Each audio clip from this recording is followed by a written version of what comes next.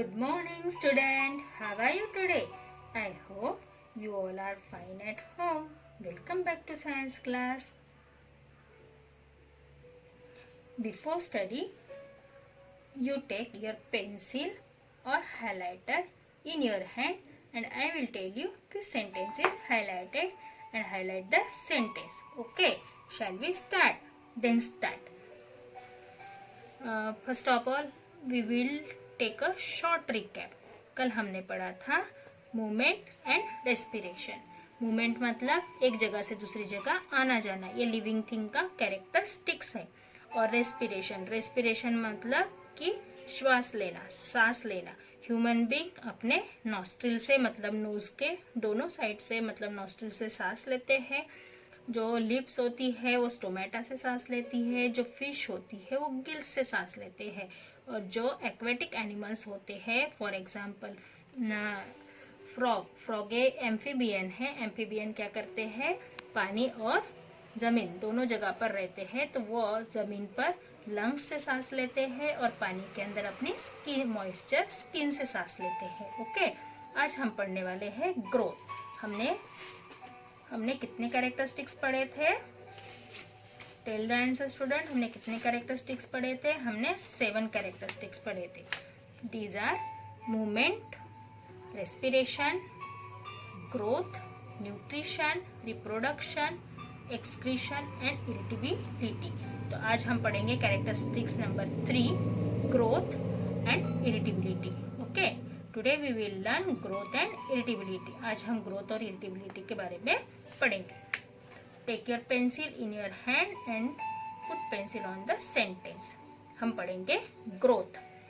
The shape and size of living thing change with time. Shape और size जो होता है लिविंग थिंग का, जो आकार होता है वो दिन ब दिन बढ़ते जाता है. ठीक है. Think of yourself as you grow. आप सोचो कि आप बढ़ते हो कि उतना ही रहते हो. जब से आप पैदा हुए हो उतने ही हो कि बढ़ चुके हो. आप सोचो. You become taller and sometime fatter and you old clothes do not fit. You need new clothes. आप अगर सोचोगे कि हम बड़े हैं कि नहीं बड़े हैं, तो आप देखोगे कि आप पहले से ज्यादा ऊंचे हो गए हो, आपकी हाइट बढ़ गई है, आप थोड़े से मोटे भी हो गए हो मतलब पहले की तुलना में. और आपके जो पुराने कपड़े हैं वो आपको अच्छे से नहीं आते हैं, इसलिए आपको नए कपड़े लेने की जरूरत पड़ती है. After some time growth in animals stop. कुछ समय के बाद जो एनिमल्स की ग्रोथ होती है, जो जानवरों की ग्रोथ होती है, वो रुक जाती है. However hair grow back if you cut it. For example उसने दिया है कि आपके जो हेयर्स है, आपके जो बाल है, उसको जब आप काटते हो तो कुछ समय के बाद तुरंत वो बढ़ने लगते हैं, है ना.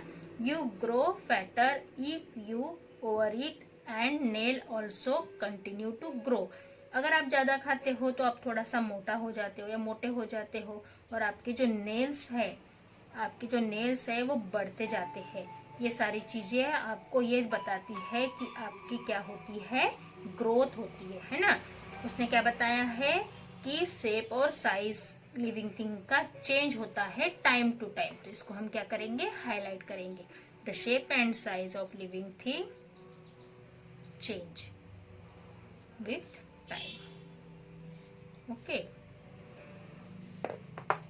उसके बाद उसने बताया है कि आप सोचो कि आप पहले से ज्यादा बड़े हो गए हो या नहीं. तो आप देखोगे कि आप पहले से बड़े हो गए हो, थोड़े से मोटे हो गए हो. आपके जो पुराने कपड़े हैं वो आपको अभी फिट नहीं आते हैं, आपको नए कपड़ों की जरूरत पड़ती है दिन ब दिन. और कुछ समय के बाद क्या होता है, एनिमल की जो ग्रोथ होती है वो रुक जाती है. आपके जो कटे हुए बाल हैं वो बढ़ने लगते हैं, नेल्स बढ़ने लगते हैं, आप बढ़ने लगते हो. और आप अगर ज्यादा खाओगे तो आप मोटे भी होने लगते हो. फॉर एग्जाम्पल हम इस चार्ट पे से थोड़ा सा समझ लेते हैं. ठीक है, ये है ग्रोथ का चार्ट. ह्यूमन बीइंग में क्या होता है, पहले हम बेबी रहते हैं. ठीक है, बेबी के बाद हम चाइल्ड बन जाते हैं और चाइल्ड के बाद हम एडल्ट बन जाते हैं. मतलब पहले बच्चा होता है जो छोटा होता है, बाद में वो धीरे धीरे करके बड़ा होता है और बड़े होने के बाद वो एकदम बड़ा हो जाता है. उसी तरीके से एनिमल्स भी है. एनिमल्स का भी पहले छोटा बच्चा होता है, किड्स होते हैं, फिर उसके बाद मीडियम साइज का बच्चा हो जाता है और फिर वो पूरी तरीके से ग्रोथ होके बड़ा हो जाता है। उसी तरीके से प्लांट में भी होता है, पहले स्मॉल प्लांट होता है, फिर स्मॉल ट्रीज मतलब श्रब्स बन जाते हैं और फिर बिग एंड टॉल ट्रीज बन जाते हैं। तो ये हमारे ग्रोथ का चार्ट है।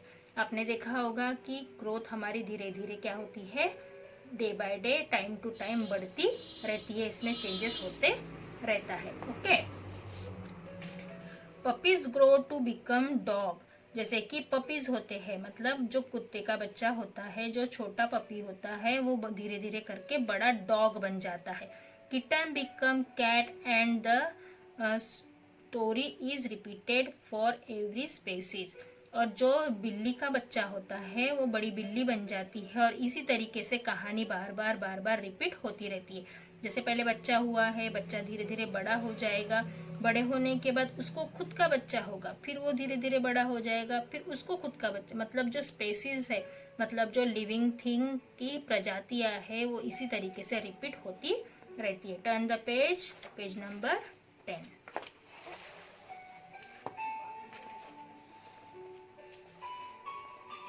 Okay,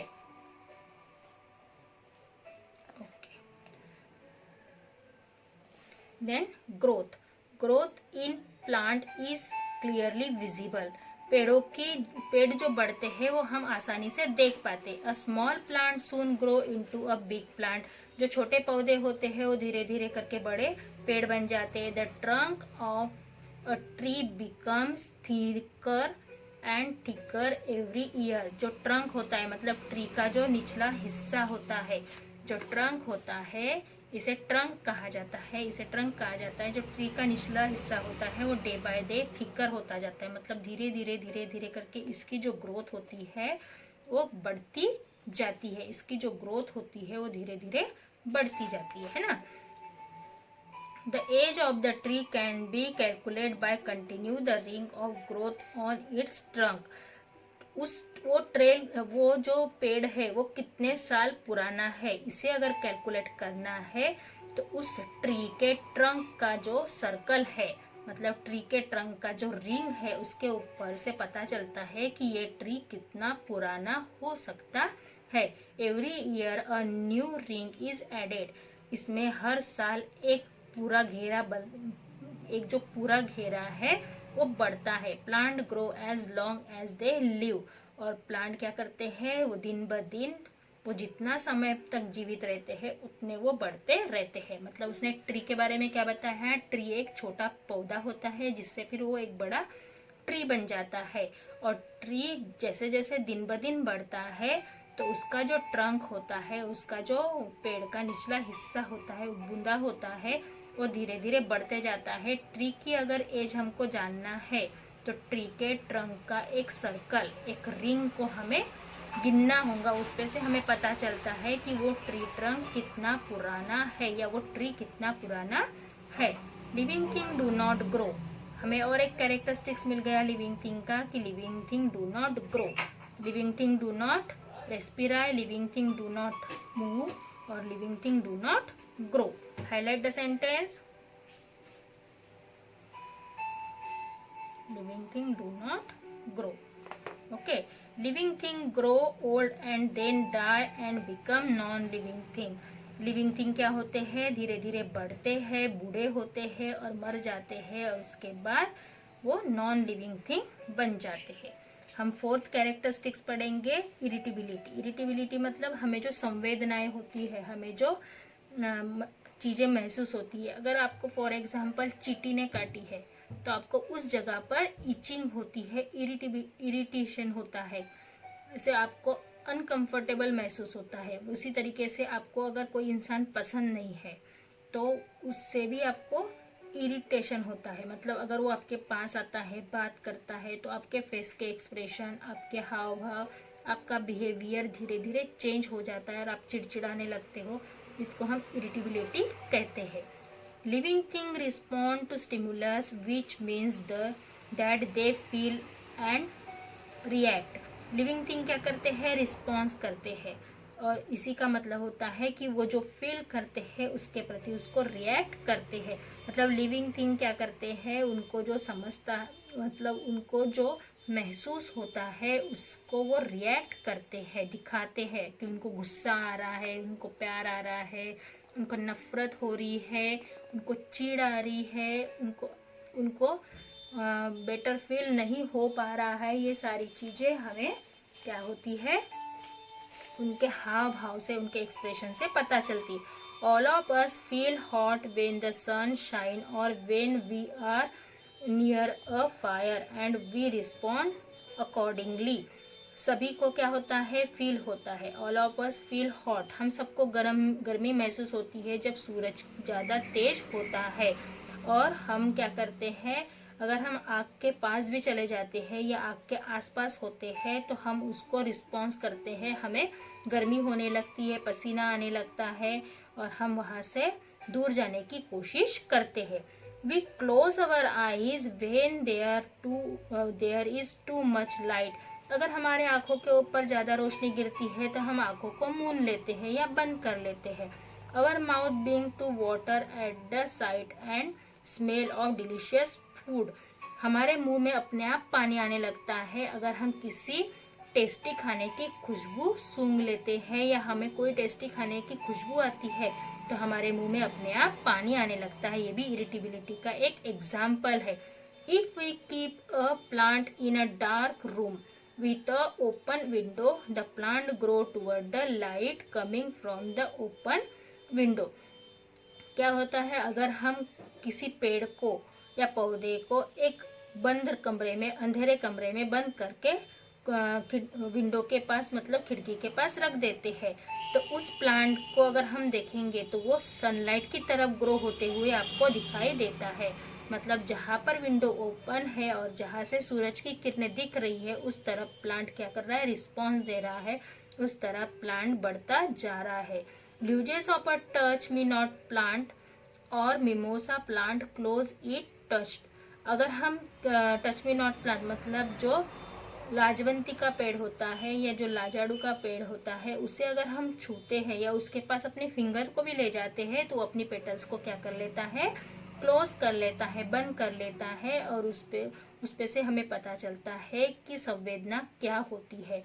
all these example show that living thing feel and react. Highlight कीजिए, इस पे से बताता है कि सभी सजीवों को संवेदनाएं होती है, सभी सजीवों को संवेदनाएं होती है। And non living thing can not response या रिएक्ट, क्योंकि नॉन लिविंग थिंग रिएक्ट नहीं करती है। Does your pencil cry when you drop it accidentally. अगर आप गलती से पेंसिल को नीचे गिरा देते हो तो क्या आपकी पेंसिल रोती है, नहीं ना।